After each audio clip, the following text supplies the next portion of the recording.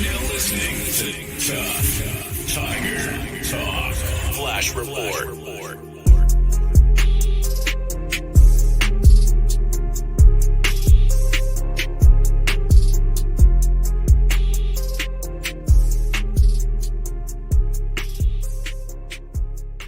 All right. Shout out to the Tough Tiger Talk Nation. We in this thing, another episode of Tough Tiger Talk representing. We are in the building. Shout out to the fan. Appreciate each and every last one of y'all for tuning in for this episode of Tough Tiger Talk. Please feel free to smash the like button, hit the subscribe button. By all means, feel free to share the show on your social media feed. We up in this thing. Much love to the fam. This one here, man, the Tigers just totally rout. LSU demolishes Grambling 72-10 to get the first win at home. Spectacular game. Jaden Daniels put on a 5-touchdown performance. And this is exactly the type of performance that you will want if you're LSU trying to come back after having such a disastrous week one matchup to get the first game of the week. So I'm Big Q chiming in with this episode of Tough Tiger Talk. Please feel free to hit the like button, hit the subscribe button.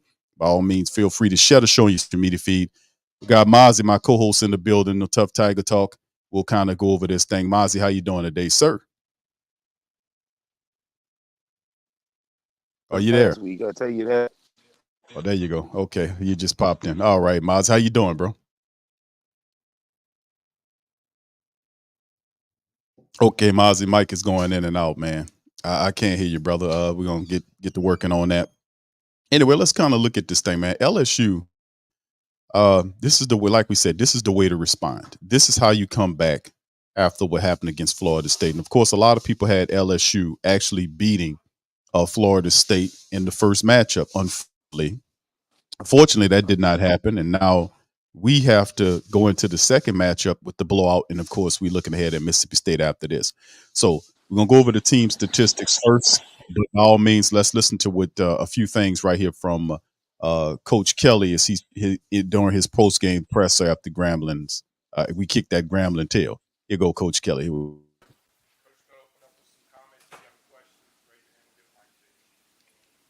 Well, first of all, the most immediate was the injury to Jaquavis Richmond from Grambling. There's he's going to have surgery. It appears that there was good news in terms of him having feeling. I am not obviously at the hospital, but we are so fortunate that he's at Our Lady of the Lakes. He's going to get great care there. So we're hoping for the very best, and our thoughts and prayers are out to he and his family, and certainly the Grambling State family. So I wanted to make sure we talked about that and paid its proper respects. The game is pale in comparison to that. For the game itself, we played the game the right way. We certainly started fast, built great momentum, came out in the third quarter,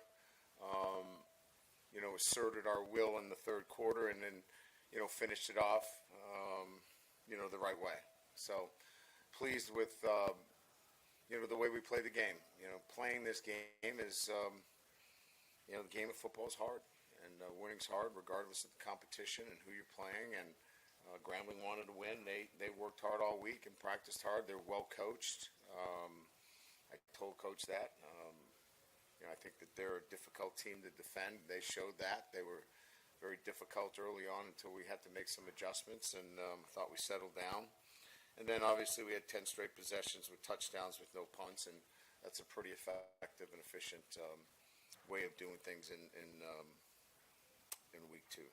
So again, played the game the way it needs to be played here at LSU, and we need to meet and exceed that standard week in and week out. So questions?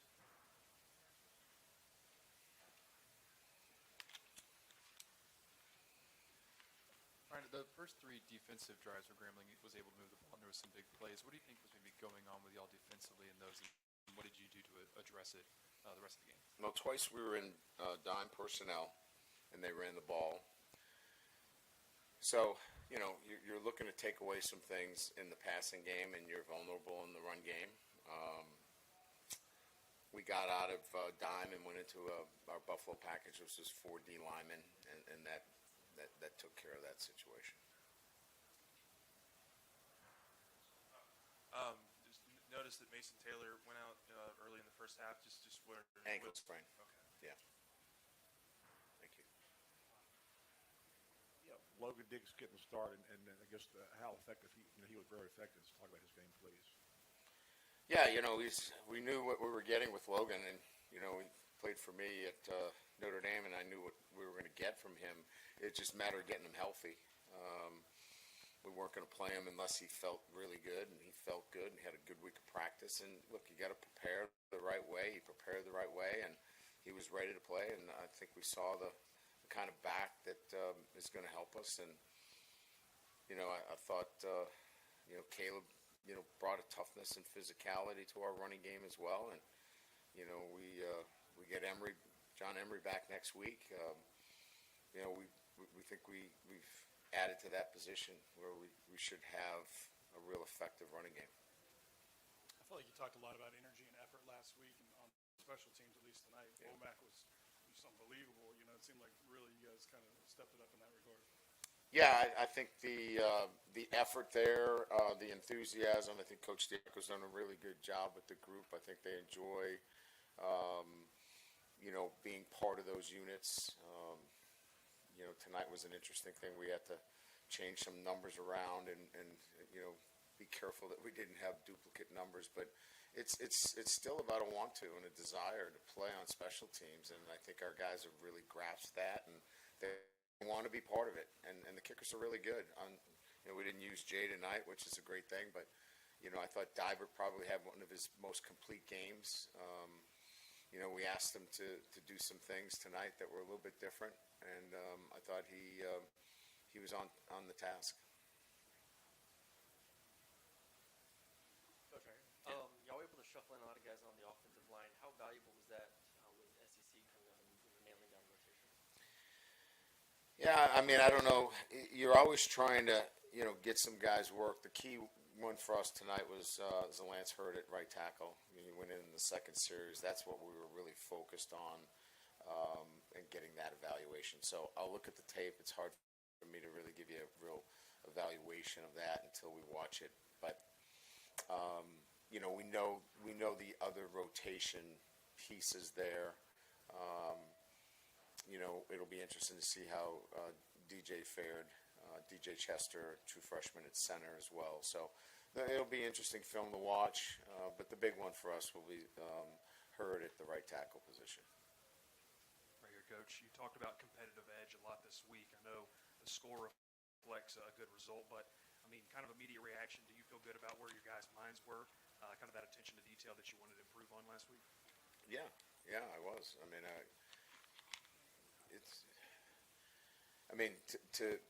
To have 10 straight possessions to score in this game, when somebody doesn't want you to score, is really hard.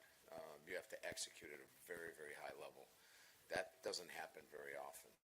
I've been doing it for over 30 years. You have to have focus. You have to have an attention to detail. You have to have playmakers. You have to have guys making good choices, good decisions. Very few penalties, miscues with that first unit in particular. Look, are there things that we have to do better? Absolutely. And the competition picks up. So I'm not going to leave here going, hey, we've got this thing figured out. The competition is going to be steep. We're going to go on the road. We got to tackle better on defense. We miss too many tackles. And we've got to continue to develop the players. You saw first-time starters out there again tonight. Denver Harris is a first-time starter for us. You saw Ashton Stamps out there for the first time. These guys are going to have to play key roles for us. And you saw Harold Perkins in a new position. So there's still a lot of work to be done. Coach, right here, you mentioned Denver Harris. What has he done over the last week or two to sort of, I don't say earn your trust, but earn that starting role? Yeah, that's probably a good use of words. I don't know if he's got there yet. He's working on it. He's making progress. There's a lot of work to be done, but I'm not going to put a guy on the field unless he is committed to our process. Um, he is not there yet, but I don't know if there's any one guy I can say in our program has got it down yet. But he is committed to it. So if you're committed to it, we're going to work with you. It's the guys that are not committed to it, guys that don't, that we're going to let you figure it out, and we'll let you figure it out watching. Um, he tried that. He didn't like watching. So he's doing a good job. All right, that's Coach Kelly, man, with his thoughts on the game. Uh, Mentioning Denver Harris, man, the kind of inconsistency Denver Harris had over the last several weeks leading into the season, but working his way back to the field. Incredible talent that kid is. But we had a few other guys that we talked about as well that was involved, and Coach Kelly touched on it. Mozzi, let me bring you into the discussion, man. You heard what Coach Kelly was saying about starting fast. Now, of course, the running game was added into it. We've seen that happen. At first, the defense, he talked about the missing tackles. That was true. They made the adjustments in the second half and kind of got it together. We open up that SEC schedule with Mississippi State for the upcoming matchup. So, how do you see what LSU did in this matchup against Grambling and the improvements from last week to this week? Very stellar, right? First off, I know we might be a little pressed for time, but this is a black run network. Am I correct? So we can't just continue on without giving Coach Prime his second shout out for what he did to Nebraska yesterday. Before we begin that, this is a black situation, correct? A black run situation. Yeah, but we cover LSU here. I mean, much love to Coach Prime. I mean, it's tough Tiger talk, not fruit Colorado Buffalo run or whatever you want to I get it, bro, but I just got to shout him out for what he was able to do do. again yesterday. But now moving all jokes aside, moving forward, I can't believe his arrogance, the way he sips that water, bro. Like he was just like he just had this in the back, bro. You played like Holy Cross, relax, calm down, bro. You didn't really play anybody yesterday. They call it Sisters of the Poor. I got Yeah, right. But he's sipping his water. He didn't even want to sit down. Like he's just super cool. Like calm down. Okay, so this is what we should have done last week. This is why you schedule these types of games in the first week or two of the season. Obviously, off camera, we talked about Alabama and the woes they had. They don't traditionally schedule that hard pause this early in the season. It's just not conducive to winning football when you have so much. The talent is there. You just don't know what you have. Talking about the inconsistencies with Denver. Um, you know, he's going to continue to improve, yes, but the only way to improve, just like when you're out of shape, the only way to get in shape for the sport you're playing is to play that sport. The only way to for him to get it is to play. Now, the issue is, do you want to have your guys on the field playing against talent that's already kind of gelled together, i.e., Florida State, i.e., Texas, when you're trying to figure out your schemes? Or do you want to have, garbage time like with Grambling or with McNeese State or something on that order? No disrespect to those programs, but they are obviously not SEC material. So do you want to hone your skills and fine tune your talent against those teams, or do you want to bite from the apple directly? Me, I'd rather slice it up and have the skin peeled off, and it's in a nice little neat package for me. That way, I could taste the apple and see if I like the apples before I just haul off and bite one, head on. Pause. So it's like, you know, where do we go from here? Moving forward, opening up that SEC schedule, we still have some of the same issues we had against Florida State. We didn't solve anything with Grambling. We just began to see what we had. But instead of having the 2-game skid or 3-game skid, where we get to kind of navigate through things and kind of fine tune, we jumped right into the fire. Had a bit of a reprieve yesterday, but then we're going back into the fire over the next coming weeks. And I know you said that it may be a cakewalk, but Tulane has a really good program, and you saw what Ole Miss was able to do to come back and win that game yesterday from the number 20 slot. They're going to continue to go up. I mean, this is not the days of old where these teams are just going to lay down and allow the LSU's, the Alabamas, Auburns, and Georgias, maybe Florida's of this SEC say. conference just run through us. It's just not going to happen. Well, I mean, just to speak on the Tulane game. Tulane more than likely probably would have won that game yesterday if their starting quarterback would have played. That was a big problem because the defense and the running attack kept them noticeably close in the game. When the second half started, it was poor quarterback play. That guy is awful. He couldn't throw the ball. They had a wide receiver up the field. He threw the ball out of the bounds. His accuracy wasn't there. I don't know who that guy is. He had helped them in the previous year, but he looked like he took several steps back in his development. I would have went to the next quarterback, but having their starting quarterback Michael there was not having him there was why I think they lost. They would have won that game if he would have played because he would have made the throws. He would have conducted the offense. The offense looked very confined with that other guy standing there. And boy, when it came down to the second half, he couldn't make vital throws needed to move the sticks, and ultimately he threw the pick six, or not the pick six. He threw he had the play where he was trying to throw the ball. The ball's knocked out of his hand. He threw the interception after the defense got it back. Interception off of them. He was just terrible in the second half. And he was one of the main reasons why he was crying on the field. They had to comfort him. Hope this makes him better, man, because he put on a horrible performance in the national spotlight. So anyway, let's keep it bucking on the Tiger Talk, man, stuff right now. Let's go over these team stats right here. For the matchup, LSU 34-16 on the first downs. They were 11 of 14 on third down versus Grambling's 3 of 12. 2 of 3 on the fourth total yards. LSU had over 600 total yards against Grambling at 320. 320 through the air versus 157 by Grambling. You look at, they averaged almost 9.5 yards every time they threw the ball. Ridiculous. And they also ran the ball really well yesterday. Over 300 yards rushing by LSU, getting it going. But they allowed 163 yards rushing by Grambling State. A lot of stuff has to be cleaned up. Grambling did have 13 penalties for over 100 yards in the game. LSU only 2 for 20. 2 turnovers Grambling had as well. LSU had the ball 33 minutes, 11 seconds versus 26:49 by the opposite team. Now, if you look into the box scoring and the individual statistics, Jaden Daniels had 18 of 24, much better performance, just 269 yards in the game. He averaged over 11 yards per throw with 5 touchdowns, 89.6 on the QBR. Garrett Nussmeyer came in, saw some action, 4 of 6 for 48, no touchdown by him. And then Ricky Collins, the future there, 22 attempts, 2 completions for only 3 yards in the matchup. Low Diggs stepped up and had a really good game, running the ball. Good to see a running back lead the team in rushing yards and not necessarily Jaden Daniels. Dogan Diggs, 15 carries for $115, averaged over almost 8 yards per carry with a touchdown.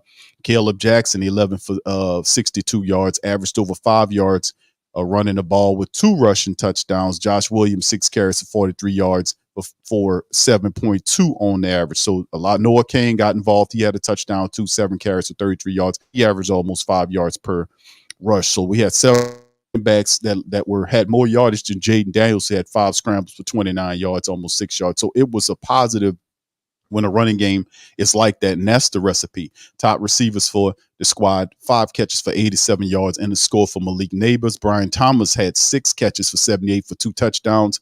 Lacey had 3 for 62 in the score. Chris Hilton Jr. had 2 for 53 in the score in the matchup. So 4 for Aaron Anderson, the wide receiver for 13 yards in the game. Of course, we knew about the fumble by Kyron Lacey and the recovery by Jalen Lee. Top people for the defense for LSU. Zy Alexander, the defensive back, had 6 total tackles. Wes Weeks, the linebacker, had 6 as well. Sams had 5 along with Major Burns and Greg Penn III.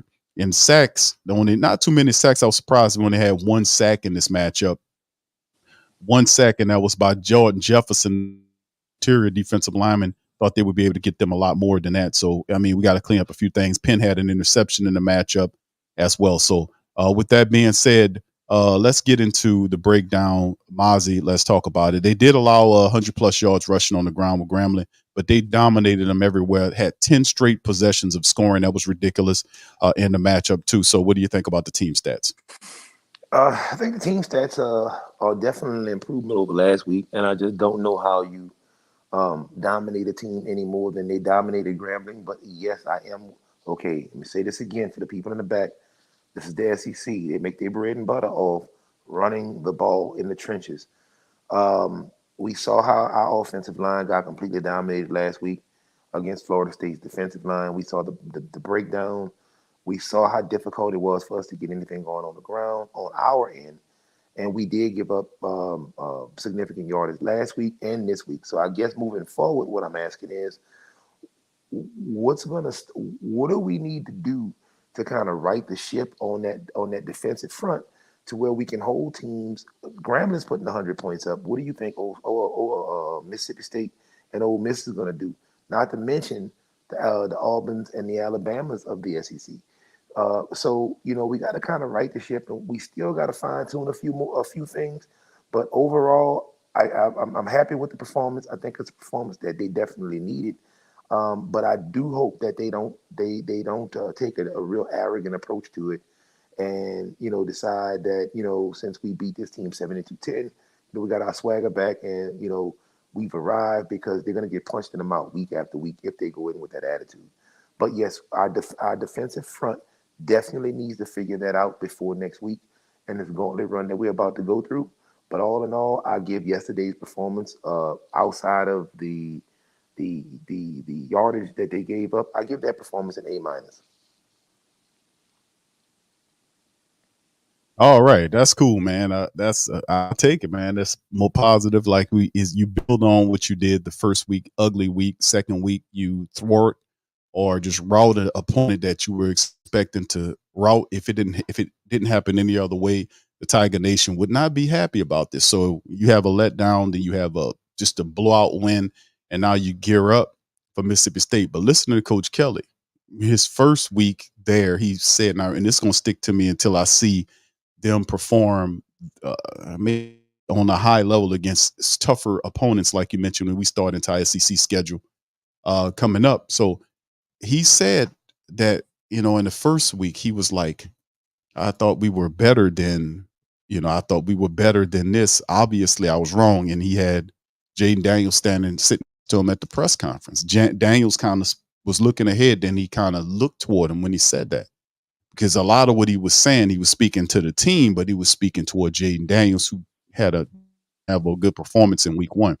So you can see he has more of a serious overlay to his commentary, especially the presser going into the season. Like, he is really getting them all focused, moving guys in that didn't play, because that offensive line was awful last week. This week, better. He made a few adjustments there. You could tell Denver Harris was in the secondary as well. So they're doing different things to kind of shake it up to get the right mix of talent, because you need to make moves right now. We can't have any more letdowns if we're looking at moving ahead. It did feel good for Texas to beat Alabama. Don't get me wrong. I was smiling when I watched some of that game, because that was good. But anyway, but we'll see. But all right, going into the next one, Mozzie, we got Mississippi State. We got to go up to Mississippi State. We got to go up there to Davis Wade Stadium and take on the Mississippi State Bulldogs, who are 2-0. Right now, they're undefeated. LSU coming in that thing at 1-1, pause. So 9-6, so it'll be an early game in Mississippi State. They got some players out there. You look at their team statistics, as we see right here, through the two games during the season: 416 flat total yards, 194.5 through the air, and they run at that thing at 221.5 yards rushing. LSU 540.5. That's really ballooned because of the destruction that they have in the Grambling State. 333. Look at that number. And then they run at it at 207.5 over the first two games of the season. Giving up yardage, 319.5. Mississippi State giving up totally through the air is 232.5. As we know, Mozzie, Mississippi State always difficult on defensive line. They allow 87 yards flat over the two games. So it'll be a test. According to us running the ball, we need to get the ball ran. Our defense allowed 248 flat through the air and 149 yards on the ground and 100 plus yards against Grambling State.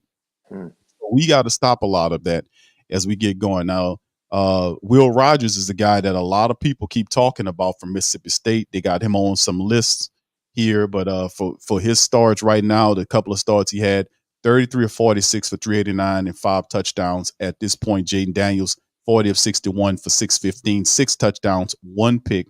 during the game. Of course, we seen what Diggs did. A lot of his work was done in the Grambling State game, 15 carries for $115 in a yard. Marks, their top running back, 43 carries for 250 yards right now, 3 touchdowns on the ground. Thomas is our top receiver up to this point, 13 catches for 220 and 3 touchdowns. Griffin is their guy, 9 catches, 116 and 2 scores. Let's talk about this, Mozzie.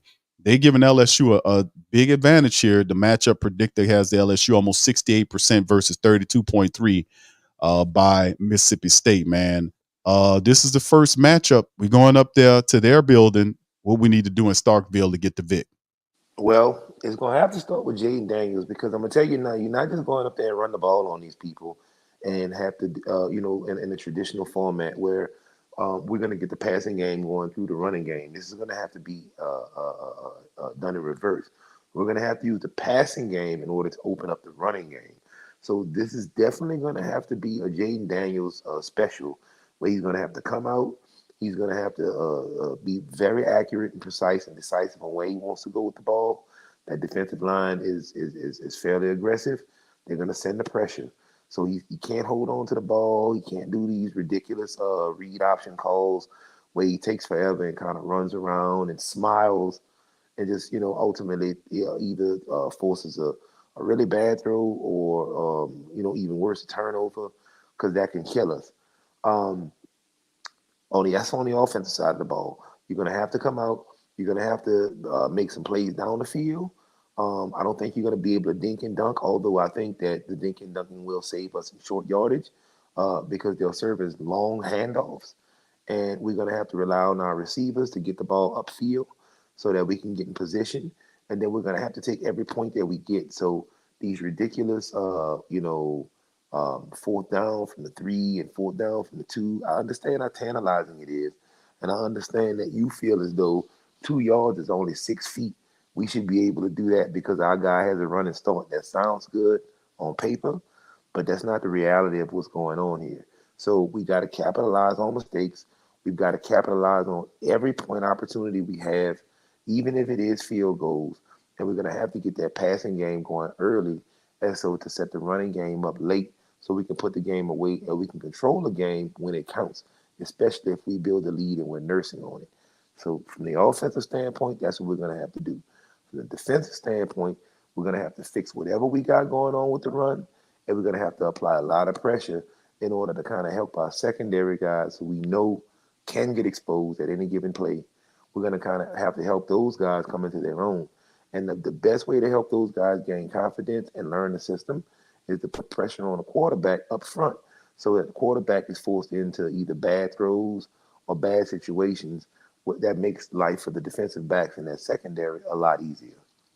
Yeah, I agree with you on those points, bullet points for success for LSU, because the reality is we still recognize LSU secondary as the weakest unit of the team. Now, the defense has to solidify. We know Mason Smith is a big part of that. Harold Perkins, those guys have to get better in that defense, man, no doubt about it. I agree with you. The pressure, they got to get pressure on Will Rogers. They can't allow him to sit back there and just do what he does. It'll be a long day, Will Rogers, against the shaky secondary that we put. Now, they have a couple of people there. We know that Denver Harris is there.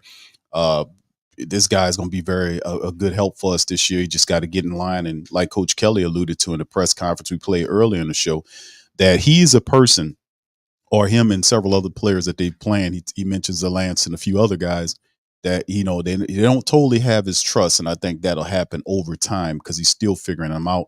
So he's shaking his team up. The coaches are all focused and they want to get this win. And I made mention of it, like after the first week loss to Florida State. I told you, I said, and I told the Tough Tiger Talk and the Tiger Nation, I said, don't be surprised if LSU reels off 7 straight wins here, getting into the bye week before they face off against Alabama after such bye week. So wouldn't be surprised because they have the talent. It's just they have to get on the same page. So we'll all figure that out going forward. So in the matchup, but absolutely agree. We got to be able to run the ball. These guys are really good at stopping the run. That's always been what they've done good. That defense will get after you as well. Jaden Daniels has to kind of cut the smiling down to a minimum and make plays. So I know he was going to pinpoint the man smiling. Pinpoint the man smiling. He got to keep the smiling to the minimum, and he going to have to make the right plays to get the dub up there and stalk. All right. So with that being said, man, let's get ready to get on out of here, man. Listen, I want to get the Tough Tiger Talk family. Please feel free to check out the whothatdaily.com, man, for all your latest news notes on your LSU Tigers. We also cover our basketball teams and all that kind of stuff and all LSU athletics. The whothatdaily.com. Link it in on your or lock it in on your phone or wherever you on your computer, wherever. And show the site some work. You know, they do really good work. Shout out to Milton over there, Milton Manningham, our key LSU contributor at the whothatdaily.com. So with that being said, we're going to get out on that list. Y'all, please feel free to hit the like button, hit the subscribe button. By all means, hit the share button and make Tough Tiger Talk one of your favorite LSU podcasts out there in the nation. I'm Big Q. We got my boy Mozzi chiming in, and we'll holler at you on the flip side. Go Tigers.